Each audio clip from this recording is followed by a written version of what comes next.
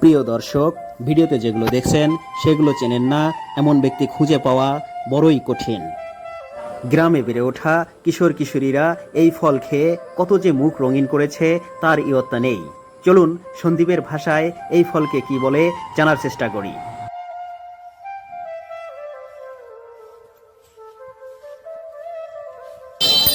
সন্দীপের ভাষায় এটাকে কি বলে? বুদ্ধি গজম, বুদ্ধি গজম, ভূতি গজম। বুদ্ধি গজম। আর সিরিয়াঙ্গেরা বলে আর পাশায় একশো বাসায় 50 টাকা দেন নাকি?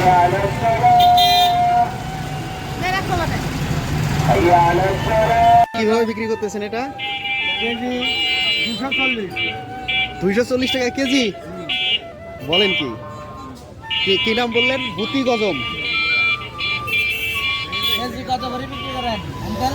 240। আমরা যাকে জাম বলি, সন্দ্বীপের মানুষেরা তাকে বলেন ভূতি গজম।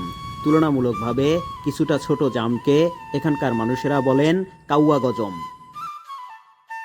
সন্দ্বীপে জাম গাছ কম থাকায় এখানে জামের চাহিদা কিছুটা বেশি, তুলনামূলকভাবে তাই দামও কিছুটা বেশি। ধৈর্যের সাথে ভিডিওটি দেখার জন্য অসংখ্য ধন্যবাদ।